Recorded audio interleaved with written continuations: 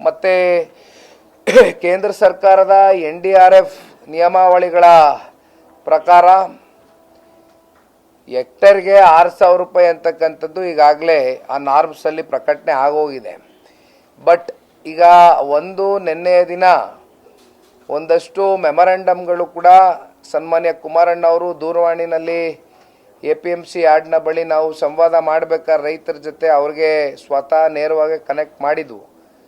ಅಲ್ಲಿ ಸನ್ಮಾನ್ಯ ಕುಮಾರಣ್ಣ ಅವರು ಕೂಡ ರೈತರಿಗೆ ಒಂದು ಮಾತನ್ನು ಹೇಳಿದ್ದಾರೆ.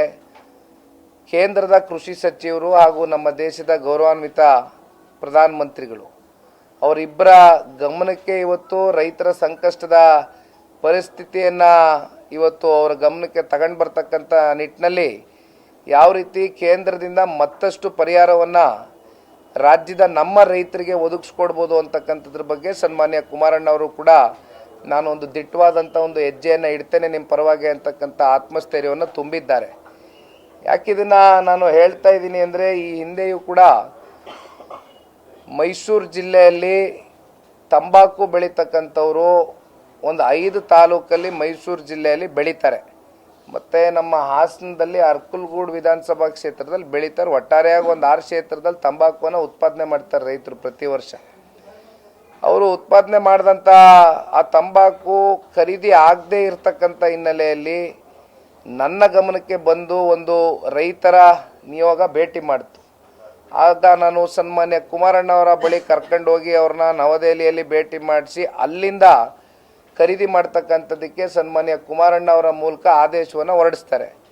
ಮತ್ತು ಮಾವು ಬೆಳೆಗಾರರ ಪರಿಸ್ಥಿತಿ ನಮ್ಮ ಚಿಕ್ಕಬಳ್ಳಾಪುರ, ಕೋಲಾರ, ರಾಮನಗರ ಈ ಸೆಕ್ಟರ್ಗಳಲ್ಲಿ ಮಾವು ಬೆಳೀತಾರೆ.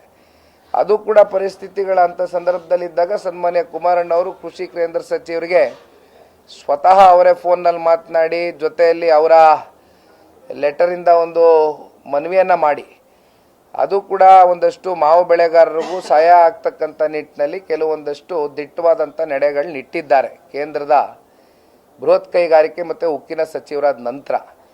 ಅದೇ ರೀತಿ ನಿನ್ನೆ ದಿನ ಕೂಡ ಇವತ್ತೇನು ಒಂದು ಸನ್ಮಾನ್ಯ ಕುಮಾರಣ್ಣ ಅವರು ಈ ಭಾಗದ ರೈತರ ಪರವಾಗಿ ಪ್ರಾಮಾಣಿಕವಾಗಿ ನಾವು ಕೇಂದ್ರದ ಗಮನವನ್ನು ಸೆಳೀತಕ್ಕಂಥ ಕೆಲಸ ಮಾಡ್ತೇನೆ ಅಂತಕ್ಕಂಥದ್ದು ಹೇಳಿದ್ದಾರೆ.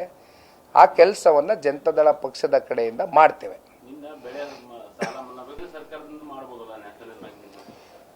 ಸಾಲ ಮನ್ನಾದ ವಿಚಾರಕ್ಕೆ ಸಂಬಂಧಪಟ್ಟಂತೆ ಇವತ್ತು ಇಲ್ಲಿ ರೈತರುಗಳು ಅದನ್ನು ಸ್ಮರಿಸ್ಕೊಂಡ್ರು, ನೆನೆಸ್ಕೊಂಡ್ರು.